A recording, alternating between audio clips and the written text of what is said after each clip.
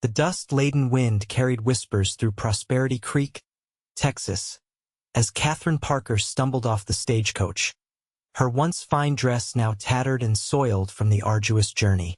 Every eye in the small frontier town turned to stare, judgments forming faster than tumbleweeds rolling across the parched street.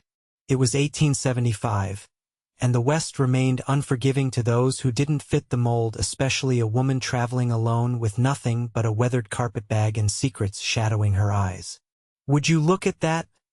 a voice called out, breaking the momentary silence.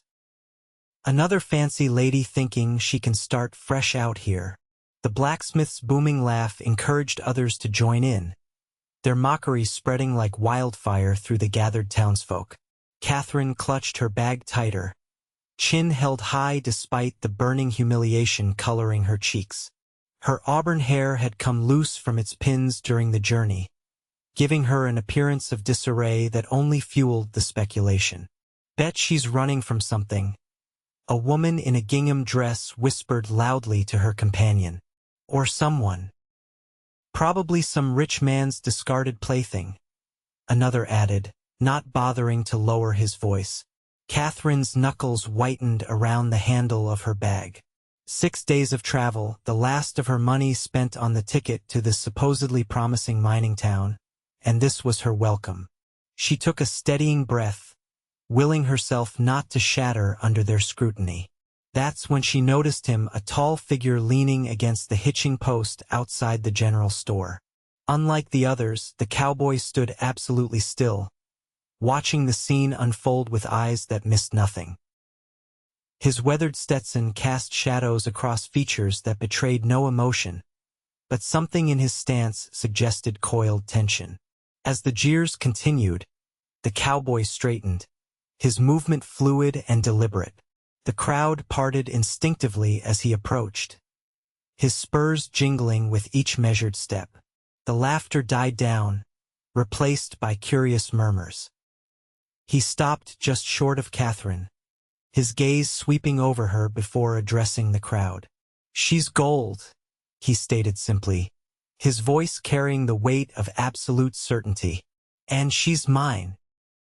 The declaration hung in the air, shocking everyone into silence, Katherine most of all. Before she could protest, the cowboy relieved her of her carpetbag and offered his arm. "Name's Kieran Novak," he said quietly, for her ears alone. "Play along if you want to survive this town." With nowhere else to turn and the hostile crowd watching their every move, Katherine slipped her hand into the crook of his arm, allowing him to lead her away from the stagecoach platform and down the main street. "I don't understand," she whispered, heart pounding. "Why would you help me?"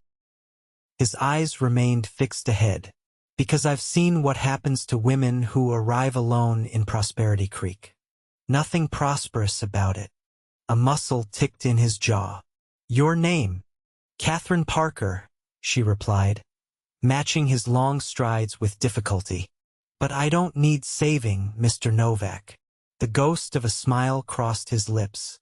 "Everyone needs saving sometimes, Miss Parker. Even me." They continued down the dusty street, the curious stares of townsfolk following them.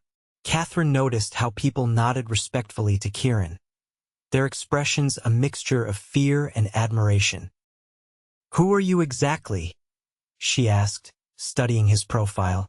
Beneath the shadow of his hat, she could make out the strong line of his jaw, lightly covered with stubble, and eyes the color of the sky after a storm. "Just a man with a ranch outside town," he answered, guiding her toward a modest building with a sign reading Abbott's boarding house. "And why would this just a man claim a complete stranger as his?" Katherine pressed, pulling him to a stop before they reached the steps. Kieran's expression softened slightly. "Because I recognized that look in your eyes. The one that says you're one cruel word away from breaking but too proud to show it." He adjusted his hat. "I've worn that look myself." Before she could respond, the door to the boarding house opened, revealing a plump woman with silver-streaked hair pulled into a tight bun. "Mr. Novak, what brings you to town today?" Her curious gaze shifted to Katherine, eyes widening. "And who might this be?" Kieran straightened. "Mrs. Abbott, this is Miss Katherine Parker. She'll need your finest room for the foreseeable future." He reached into his pocket, extracting several coins. "I'll cover the first month." "I can't accept," Katherine began, but Kieran silenced her with a subtle shake of his head. "Consider it a loan," he murmured, "until you find your footing." Mrs. Abbott beamed, pocketing the money. "Any friend of Mr. Novak's is welcome here. Come in, dear, you look exhausted." Katherine hesitated, looking between the friendly landlady and the enigmatic cowboy who had, for reasons she couldn't fathom, just rescued her from public humiliation. "Why?" she asked again, needing to understand. Kieran handed her carpetbag to Mrs. Abbott, who tactfully retreated inside, leaving them a moment of privacy on the porch. "I'll call tomorrow to check on you," he said, avoiding her question. "Rest. The town's initial judgment will fade, but it's best if they believe you're under my protection for now." "And what will that cost me?" Katherine asked sharply, years of hard lessons making her wary of men offering assistance. Something flashed in his eyes, respect, perhaps. "Nothing you're not willing to give, Miss Parker. I'm not that kind of man." With a tip of his hat, he turned and strode away, leaving Katherine to wonder what kind of man he actually was and what she had gotten herself into in this dust-blown corner of Texas.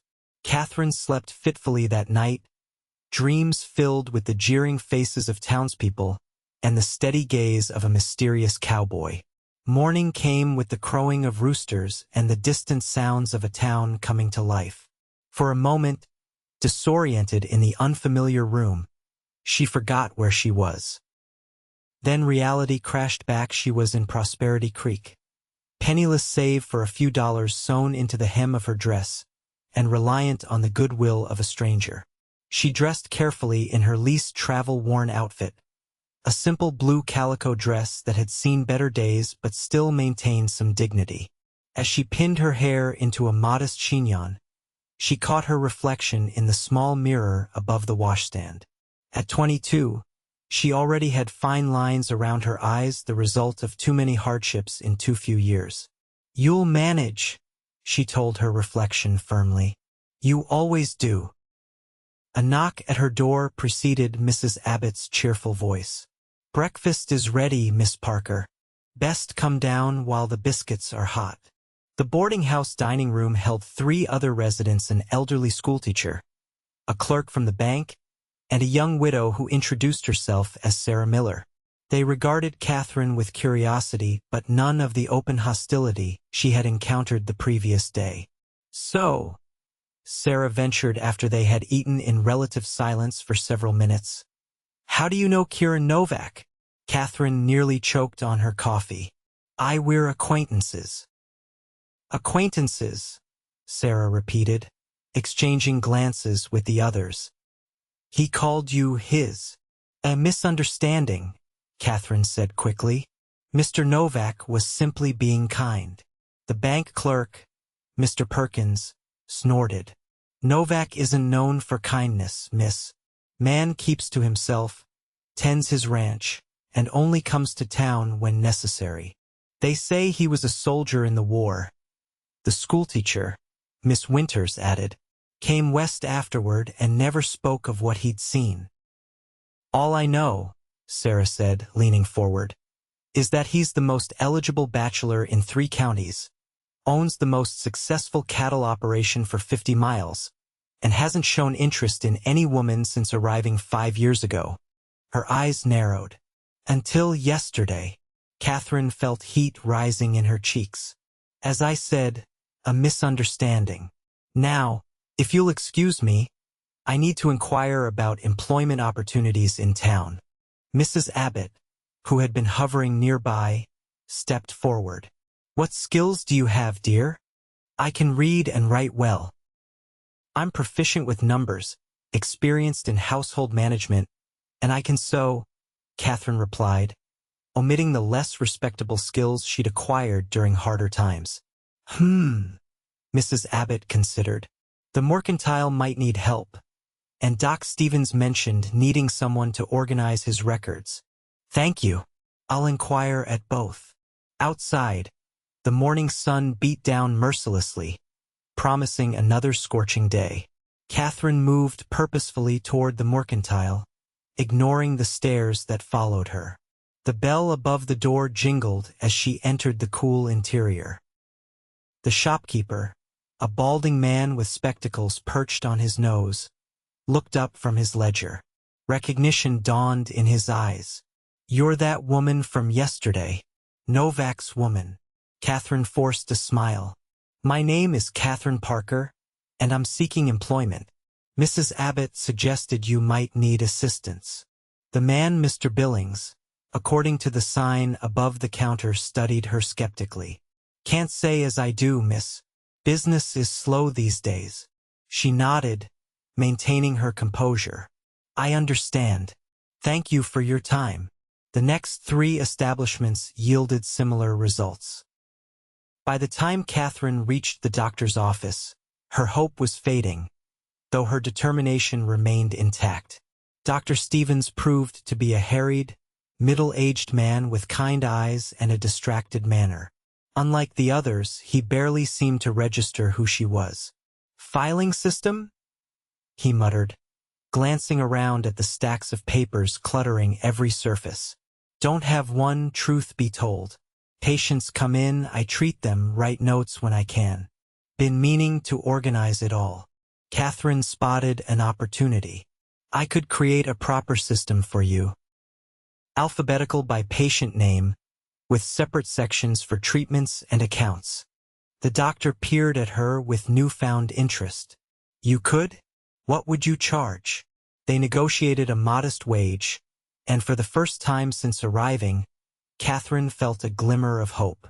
It wasn't much, but it was a start, a chance to establish herself independently. She was leaving the doctor's office when she nearly collided with a broad chest. Looking up, she found herself face to face with Kieran Novak. "Mr. Novak," she acknowledged, stepping back to put proper distance between them. "Miss Parker." His eyes took in her appearance, lingering on the determined set of her jaw. "Settling in?" "Yes, thank you. In fact, I've just secured employment with Dr. Stevens." Something like approval flashed across his features. "Good. Man needs help organizing that disaster he calls an office." An awkward silence fell between them, broken only by the distant sound of a piano from the saloon down the street. "I should thank you," Katherine finally said, "for your intervention yesterday, though I must insist on repaying your kindness once I receive my first wages." Kieran shifted his weight, seemingly uncomfortable with her gratitude. "No need. Consider it a welcome to Prosperity Creek." He hesitated, then added, "Though if you're not otherwise engaged, I'd like to invite you to supper at the hotel restaurant this evening." Katherine blinked in surprise. "Supper? With you? Is that so difficult to believe?" A hint of amusement crossed his face. "People will talk." "People already are talking," he countered.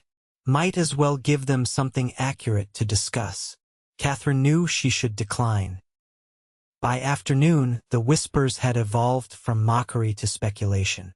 Was she really his woman? A mail-order bride who'd arrived early? Or something else entirely? Katherine ignored the gossip, focusing instead on the monumental task of organizing the doctor's chaotic records. She worked methodically, creating neat stacks by patient name, condition, and date. The hours passed quickly, and before she knew it, the clock on the wall showed 5:30. "Good heavens," she murmured, hastily tidying her workspace. "I need to prepare for supper." Back at the boarding house, she changed into her one decent dress, a deep green cotton with minimal embellishment, and attempted to tame her auburn locks into something more sophisticated than her usual practical style. Mrs. Abbott knocked gently, then entered with a small jar.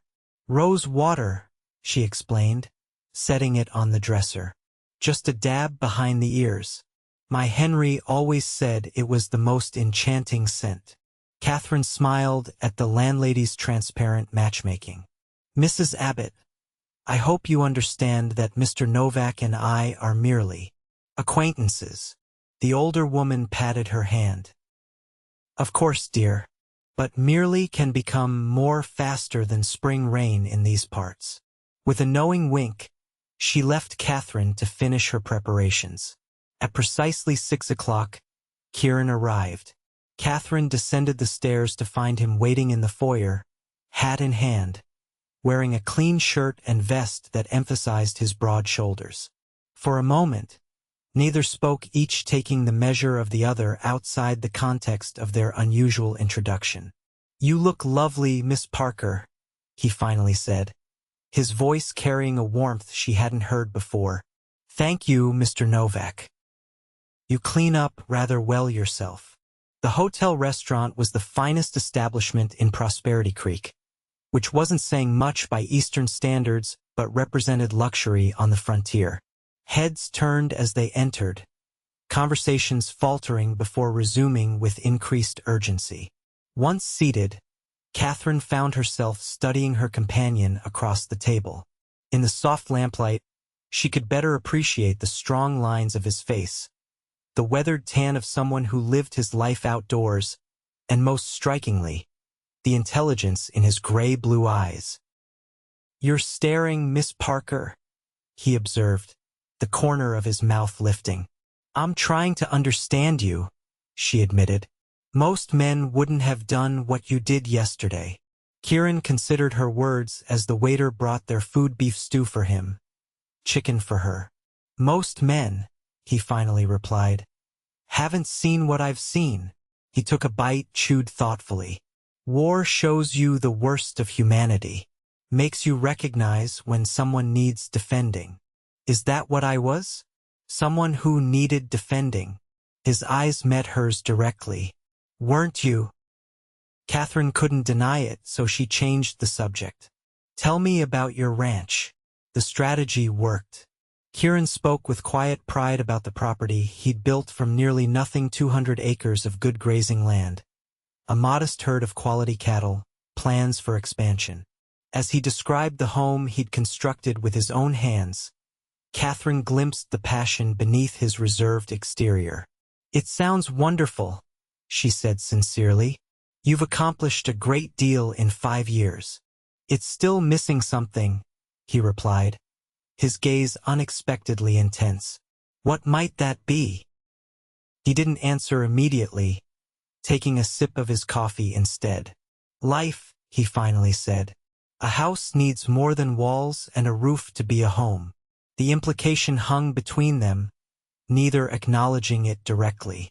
Katherine felt a flutter of something unfamiliar, not the wariness that typically colored her interactions with men, but something warmer, more hopeful. Why did you come to Prosperity Creek? Kieran asked, steering the conversation away from dangerous waters. Katherine tensed. This was the question she'd been dreading. I needed a fresh start. Most people who come west do, he observed. Though usually there's more to it than that. She set down her fork, weighing how much to reveal. I was engaged to be married in Philadelphia. The man was not who I believed him to be. When I discovered his true character, I broke the engagement, but she swallowed hard. He made certain no respectable family in the city would receive me, said I had broken a sacred promise, that I was fickle and untrustworthy. Kieran's expression hardened. And people believed him. He was wealthy, well-connected. I was merely the orphaned niece of a moderately successful merchant. She forced a smile. So yes, they believed him. I used what little inheritance I had to travel as far west as possible. To start fresh, he concluded. Exactly. She hesitated, then added, Now I've answered your question. Will you answer one of mine? He nodded, though wariness entered his expression. Yesterday, When you said I was gold, what did you mean? The question seemed to catch him off guard. He set down his coffee cup, considering his response. Some things, he said slowly, you can see right away in a person, the way they carry themselves under pressure, the strength in their eyes even when everything else is falling apart. His gaze locked with hers. You have that kind of strength. It's rare, valuable, like gold. Katherine felt the heat of a blush rising to her cheeks. No one had ever seen her that way before, as something precious rather than something to be used or discarded. I think you're giving me too much credit, she murmured. I don't think I'm giving you enough, he countered. But time will tell. As they walked back to the boarding house under a canopy of stars, Katherine felt a curious lightness. For the first time since arriving in Prosperity Creek, she wasn't conscious of judging eyes or whispered comments. In Kieran's company, she felt protected, not in a way that diminished her independence, but in a way that acknowledged her worth. At the boarding house steps, they paused. The night was quiet except for distant piano music and the occasional burst of laughter from the saloon. Thank you for a lovely evening, Mr. Novak, she said formally, though the formality felt increasingly artificial. Kieran, he corrected gently. I think we're past surnames, don't you? She smiled. Then you must call me Katherine. Katherine, he repeated, as if testing how the name felt on his tongue. May I call on you again? The proper response would be to demur, to suggest that perhaps they should wait, that it wouldn't be appropriate so soon. But Katherine was tired of proper responses and the constraints they represented. I would like that very much, she said instead. His smile transformed his face, softening the hard edges into something boyish and genuine. Impulsively, he took her hand and pressed a kiss to her knuckles, a gesture so unexpectedly gallant that Katherine felt her breath catch. Good night, Katherine, he said, releasing her hand slowly. Sweet dreams. As she watched him walk away, Katherine realized that for the first time in longer than she could remember, sweet dreams seemed not just possible, but likely. The weeks that followed established a rhythm to Katherine's new life in Prosperity Creek. During the day, she worked diligently at Dr. Stevens' office, transforming chaos into order. In the evenings, she often found herself in Kieran's company, sometimes for supper at the hotel, occasionally for walks along the creek that gave the town its name. With each meeting, the walls between them lowered incrementally. She learned that he had grown up in Ohio, the son of a blacksmith, that he had enlisted in the Union Army at 18, fought at Gettysburg and other bloody battlefields, and returned home to find his parents dead from influenza and the family business sold to cover debts. In turn, she shared more of her own story, her childhood in Philadelphia, losing her parents to a carriage accident at 15, being taken in by a reluctant uncle who viewed her education as an investment toward an advantageous marriage. He succeeded in that much, she told Kieran as they sat on a fallen log beside the creek one warm evening. Edward Blackwell was everything my uncle could have hoped for: wealthy, connected, respected. But not kind, Kieran observed, skipping a stone across the water's surface. No, Katherine agreed, not kind. I discovered that too late. She shuddered at the memory. He was controlling, became angry when I expressed opinions that differed from his. When I visited his home before the wedding, I overheard him speaking to his manservant about how he would break my willful spirit once I was his wife. Kieran's hand closed into a fist. No man has the right to break a woman's spirit. She touched his arm lightly. I left that night, packed what I could carry, and fled to a friend's home. Edward was furious, of course, made good on his threat to ruin my reputation. His loss, Kieran said simply, and my gain. Their eyes met, and Katherine felt that now familiar warmth spreading through her chest. Over the past weeks, Something undeniable had grown between them, a connection built on mutual respect and genuine affection. The town had noticed as well. Katherine was no longer the subject of mockery but of curiosity and, increasingly, acceptance. Dr. Stevens praised her efficiency to anyone who would listen. Mrs. Abbott beamed with satisfaction each time Kieran called at the boarding house. Even Mr. Billings at the Mercantile, who had initially refused to hire her, now greeted her with a respectful nod. Only one person seemed genuinely displeased with Katherine's improving situation: Sarah Miller, the young widow at the boarding house, whose initial friendliness had cooled to barely concealed hostility. "I don't understand what he sees in you," Sarah said one evening as Katherine prepared for another outing with Kieran. "He could have any woman in this territory." Katherine paused in pinning her hair. "Perhaps that's precisely why he's chosen to spend time with me," she replied evenly. "Because he wishes to, not because he must." Sarah's eyes narrowed. "Don't get too comfortable.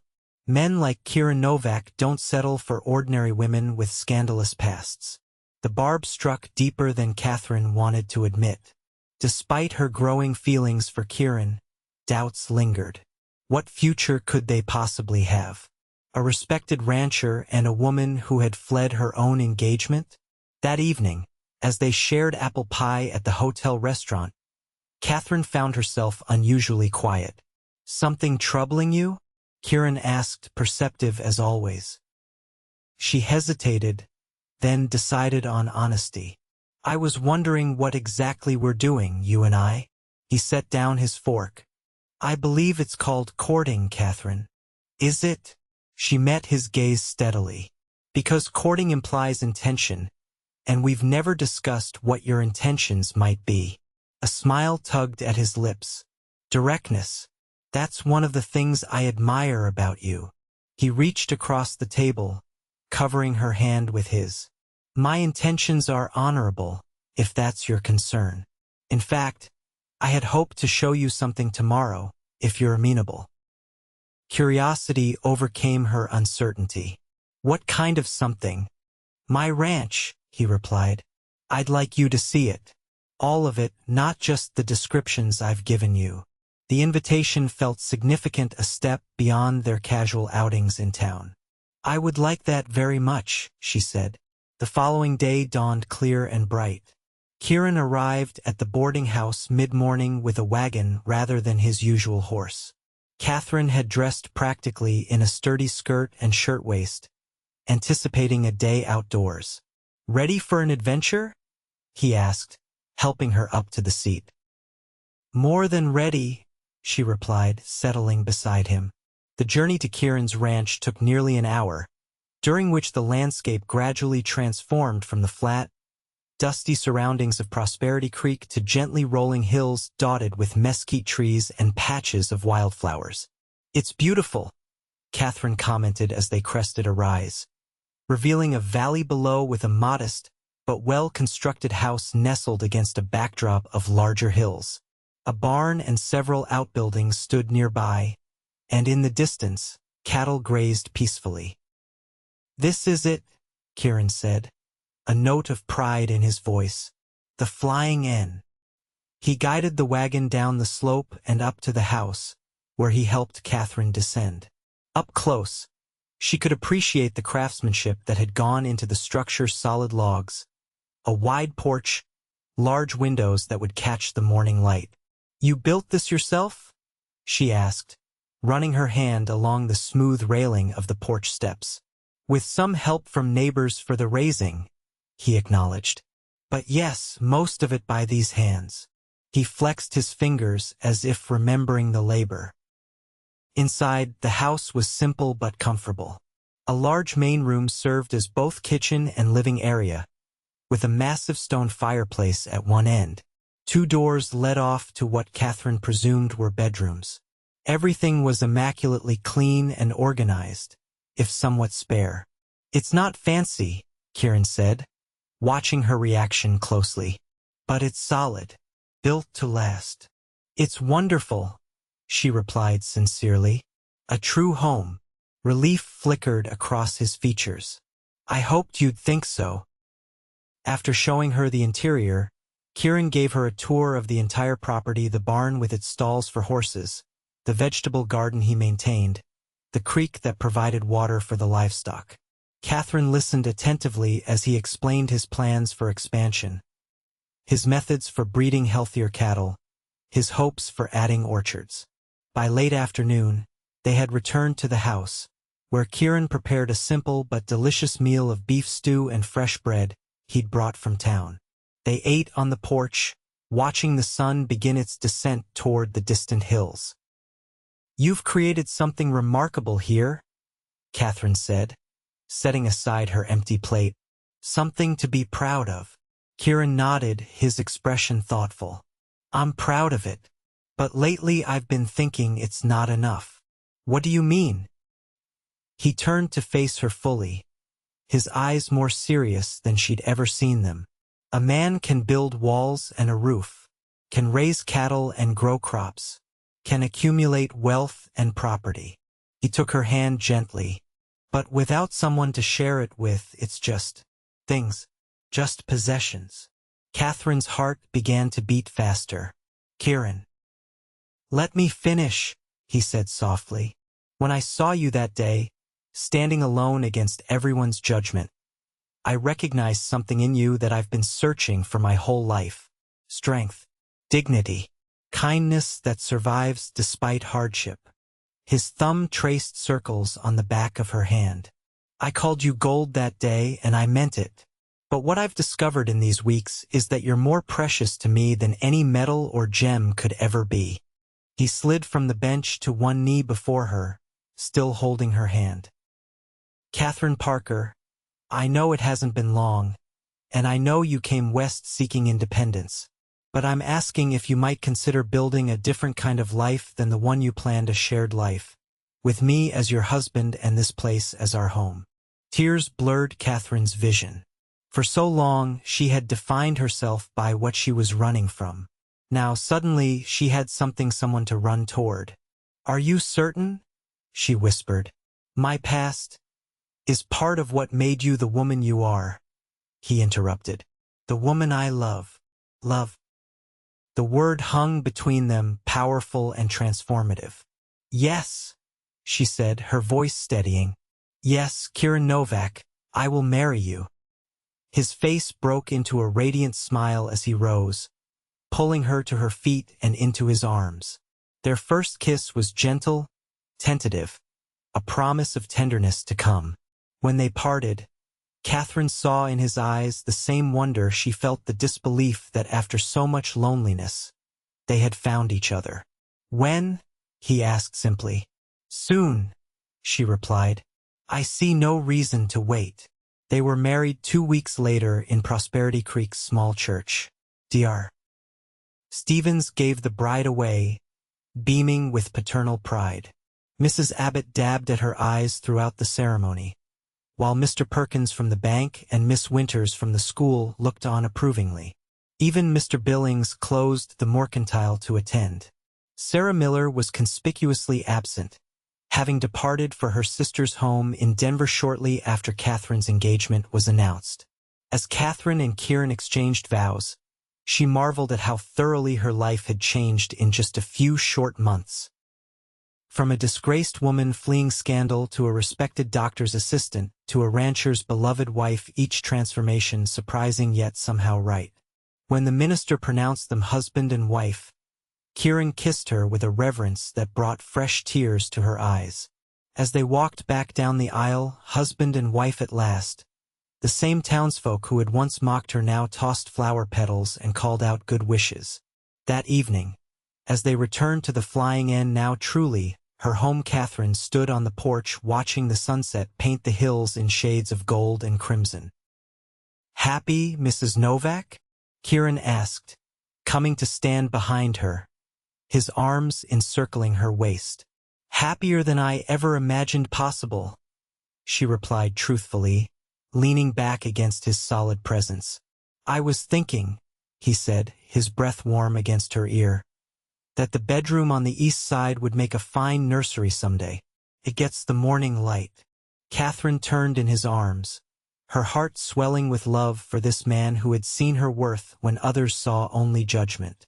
Someday, she agreed, stretching up to kiss him. But for now, I'm content with just us.